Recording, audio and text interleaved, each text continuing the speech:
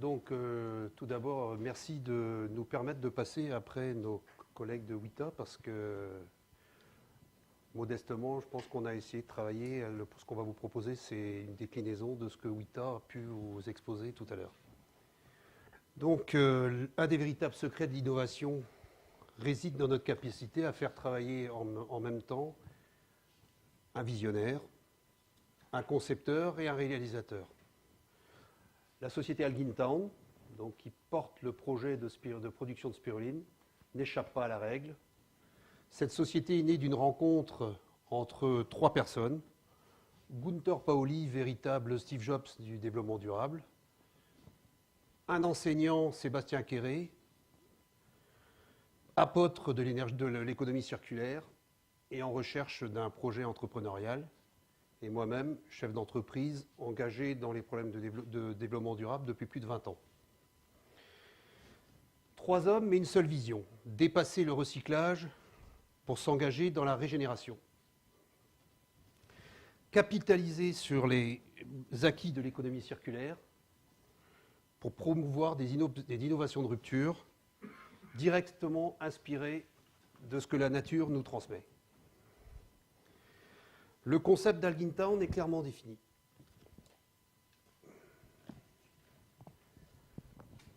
Notre concept, c'est de produire de la spiruline en milieu urbanisé en développant un process de production qui limitera les consommations de ressources naturelles et préservera l'intégrité du foncier agricole par le caractère de production en milieu urbain. Alors la spiruline, excusez-moi, pour avoir un peu de plus, c'est une microalgue qui a des propriétés alimentaires exceptionnelles puisque le niveau de protéines est très très élevé. Et beaucoup parlent de la spiruline comme étant l'alimentation du futur, un des éléments de l'alimentation du futur. En caricaturant, on dit que vous pouvez rester vivant en ne mangeant que de la spiruline. Bon, attendez, excusez-moi. Pardon ? Alors,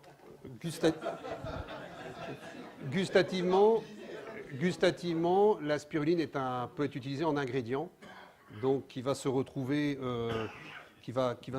neutralisé par les différents composants du plat, ou peut être utilisé comme une pâte à tartiner. Et les applications sont vraiment multiples.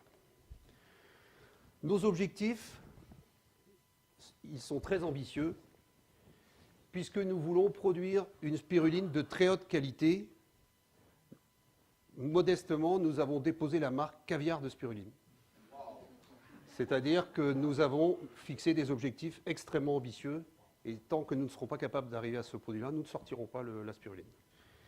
Les produits commercialisés devront revendiquer un mode de production reposant sur l'utilisation des énergies renouvelables, l'utilisation de l'eau de pluie pour faire croître la spiruline et consommer le CO2 émis par les cheminées de notre entreprise. Le process de production devra également être partagé sur la base d'un modèle proche de l'open source pour vulgariser les préceptes de la Blue Economy. Algintown est une société de production de spiruline qui travaille aujourd'hui sur de la R&D pour établir un process de production. Mais notre vocation est de produire de la spiruline et de vulgariser le process pour développer le marché. L'entreprise devra acculturer la jeunesse sur l'idée d'un entrepreneuriat durable et responsable. Voilà les grands objectifs de notre société. Enfin, n'oublions pas la théorie de Schumpeter. Ce n'est pas le fabricant de bougies qui a inventé l'ampoule. Avec Algintown, nous avons décidé d'intégrer, dès la création, nous avons décidé d'être disruptifs et d'intégrer l'ubérisation à notre réflexion.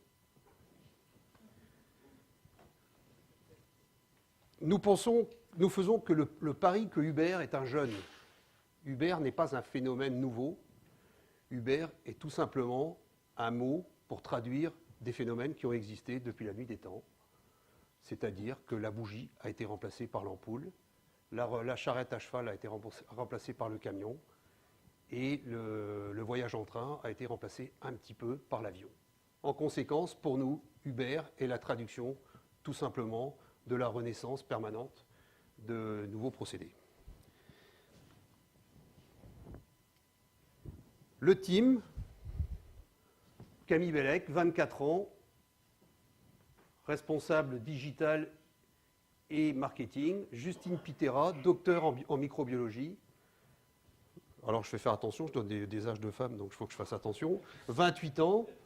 Et Amélie Bayard, technicienne, qui a BTS et une licence en, pareil, en production de microalgues. Donc voilà l'équipe de collaborateurs de notre entreprise. Elles sont salariées de notre entreprise. Ensuite, les créateurs, vous me retrouvez, ainsi que Sébastien Quéré, et puis Camille, qui se trouve être une de mes filles, qui, dans le cadre de ses études, travaille également sur l'entrepreneuriat. Donc, résultat des courses, pour apprendre l'entrepreneuriat, autant être entrepreneur. Ensuite, nous avons une équipe de facilitateurs qui grossit tranquillement. Eric en fait partie, puisque Eric était tout de suite dans le début de l'aventure. Le docteur Franck Zal est également un facilitateur. Le docteur Franck Zal, c'est la personne qui a identifié le substitut du sang. C'est une révolution. Hein. Tout à fait. Parce que ça procure, ça stocke 4 fois plus d'oxygène oui. que le sang. Et donc, pour ceux qui ont des problèmes de sang, il n'y a pas de donneur, c'est extraordinaire. Avec Eric, Franck ou Gunther, nous devons nous positionner en facilitateur et accompagner nos 3 Uber de la spiruline en les connectant sur des nouveaux partenaires qui partagent la même philosophie. Les partenaires sont Energaia en Thaïlande, qui a mis au point un début de process de production qui est bioréacteur, Solarus aux Pays-Bas, qui produit des panneaux solaires, ce qu'on appelle du PVT, c'est-à-dire qui produit du panneau solaire qui produit de l'énergie électrique et de l'eau chaude.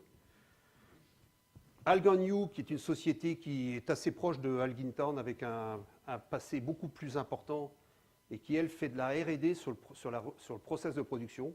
Eux, ils sont plutôt dans la recherche du process et nous dans la recherche du produit. Et ensuite, vous retrouvez des entreprises style Bariec, Hervé Hadou et quelques autres qui travaillent sur la lumière et la thermie, et ce sont des entreprises bretonnes, même si c'est une filiale du groupe Vinci. Ce sont des gens qui sont engagés dans l'aventure. Les impératifs de création de valeur rappellent qu'Algintown se doit de respecter le cycle de vie d'une entreprise tout à fait normale, confrontée au marché.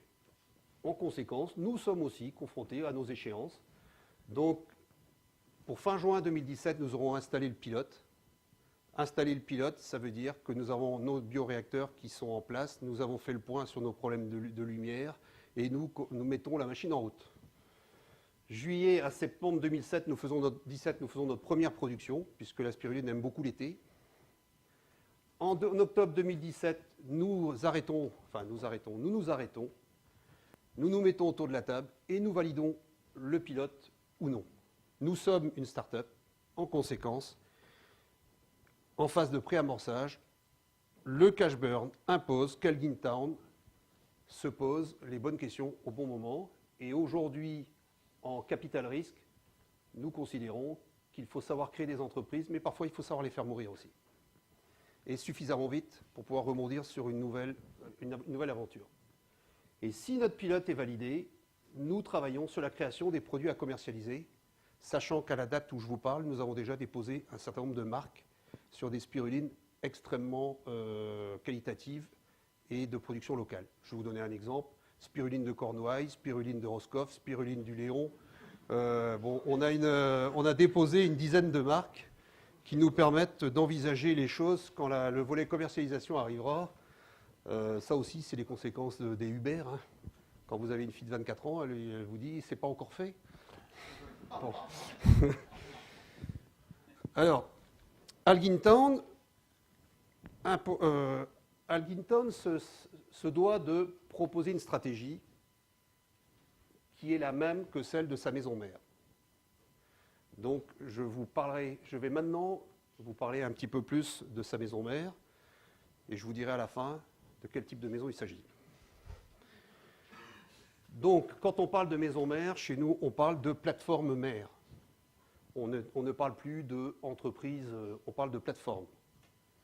Cette plateforme mère est composée d'activités traditionnelles et d'activités plus disruptives, telles que Allo Voisin, commerce collaboratif, Solarus, production de panneaux solaires, et Marina, production de sang, de substituts du sang, Argos VR System, qui produit des softs qui vont vulgariser l'impression 3D. C'est pour vous donner un petit peu dans quel environnement vit Algintown. Algintown applique donc une stratégie qu'on qualifie la stratégie de banc de poissons. Toutes les business units sont tournées vers un même objectif et doivent faire preuve d'une agilité pour pouvoir se déplacer très rapidement au moindre incident de parcours. L'incident d'une business unit doit remonter dans le banc de poissons et donner la direction à tout le monde. Cette plateforme permet également à Algintown de se positionner au carrefour des boucles de valorisation. Excusez-moi, il faut que j'appuie. Donc voilà, la maison mère, on va dire, c'est l'entreprise 4.0. J'ai mis 4.0 parce que ça évite d'expliquer ce que c'est. Ça laisse... Bon, donc, vous voyez là les boucles. Vous voyez les boucles de valorisation s'imprimer. De la reconquête de la biodiversité à la transition énergétique, en passant par la mobilité durable. Excusez-moi, je suis un petit peu... Donc l'entreprise développe des actions sur l'ensemble de ces domaines en utilisant les préceptes de l'économie circulaire et de la Blue Economy. Je vais prendre quelques exemples. Donc vous allez voir apparaître en vert tout ce que nous on qualifie comme étant des actions liées à l'économie circulaire.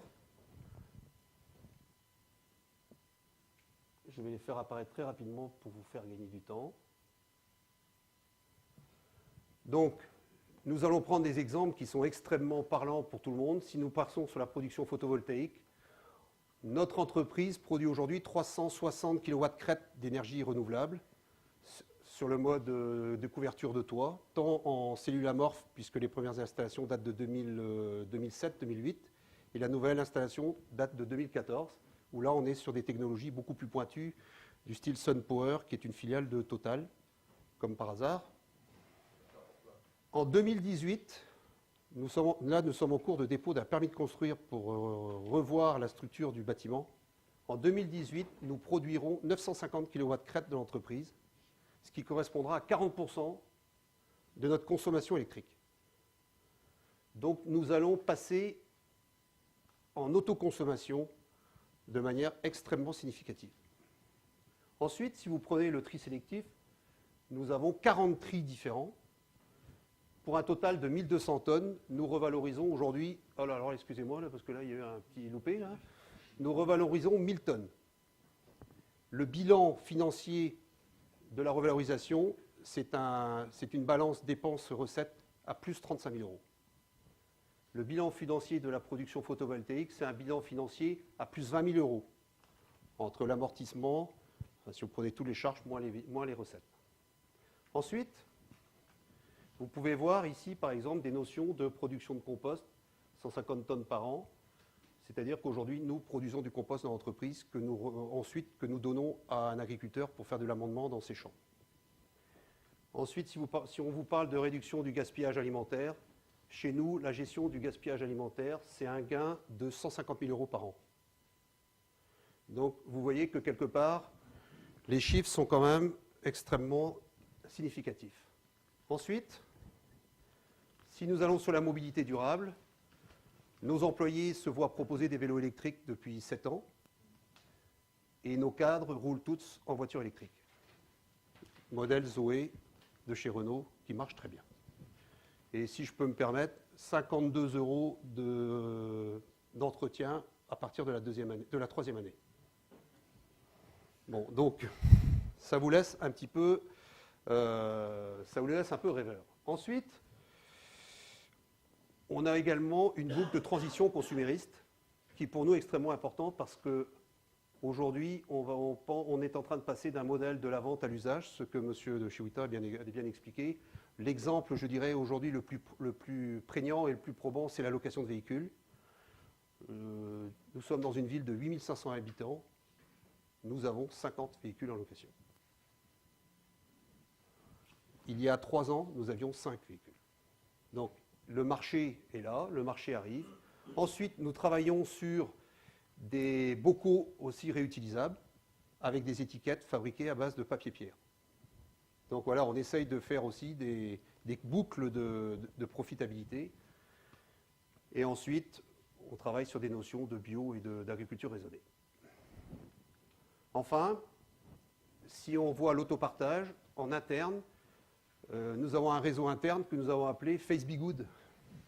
Alors nous, on appelle ça Be Good, la Bigoudini, c'est la région où nous sommes, au sein de la Cornouaille. Donc on a appelé ça Face Be Good. Et le réseau interne propose aux salariés de faire l'autopartage et propose aussi un système de bons coins interne, mais réservé uniquement aux salariés. C'est un réseau, c'est un intranet.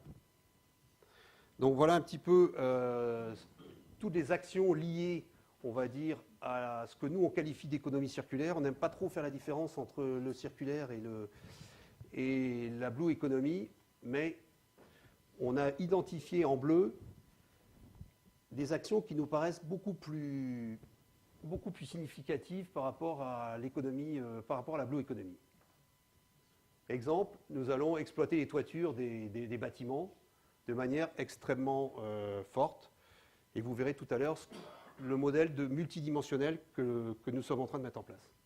Ensuite, biomasse, éclairage LED avec transmission de données par l'IFI. Ensuite, déshumidification de l'air. Là, il y a une erreur. Pour fabriquer de la glace, parce que déshumidifier l'eau, ça ne doit pas être gagné. Ensuite, transformer le plastique en pétrole. Aujourd'hui, c'est en Chine, je crois, Vincent, hein, où globalement, il existe des process industriels qui permettent de prendre 2 tonnes de plastique et d'en faire 1700 litres de gasoil. Alors vous me direz, le gasoil, ce n'est pas le produit le plus écologique, mais en même temps, il sert à propulser les bateaux, il sert encore à propulser des véhicules, il peut servir de secours dans les groupes électrogènes des entreprises, donc il a encore une vraie vocation économique. En tout cas, on sait une chose, c'est que du plastique transformé en gasoil, ça ne peut pas faire de mal, parce que le plastique, ce n'est pas forcément le produit le plus facile à gérer. Donc voilà un petit peu des actions. Enfin, j'ai marqué là-bas l'exploitation des rejets de carrière. Nous sommes dans le cas du papier-pierre. Alors quand je parle de rejet, on devrait même dire de la pierre. Alors je vais juste vous donner des faits concrets, parce qu'à un moment donné, nous, ce qui nous intéresse, on est des faiseux, c'est notre boulot. Nous, on est là pour faire. Avant 2 mois, il y a 2 conteneurs de cailloux qui partent de Bretagne à Taïwan. On a décidé ça hier. Ça coûte 100 000 €. Si vous voulez faire un don, on est preneur. On est à 60 000 déjà. Donc on va prendre de la roche de Bretagne, 2 types de roches qu'on va mettre dans un conteneur, qu'on va expédier à Taïwan.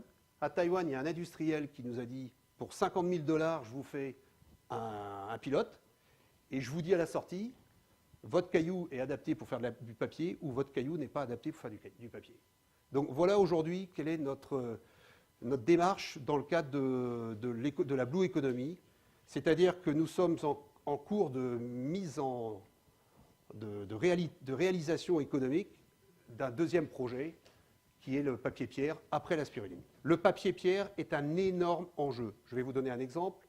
Le gouvernement chinois vient de décider que tous les livres scolaires seront en papier-pierre à 2020. Voilà. Bon, donc autant vous dire que si demain en France un ministre prenait la même décision, il crée il crée des centaines, voire des milliers d'emplois en France. Donc voilà un petit peu, là vous avez, bon c'est pas super clair, maintenant je vais vous rétablir, je vais vous ramener normalement, si la technique est sympa avec moi, voilà, Elgintown.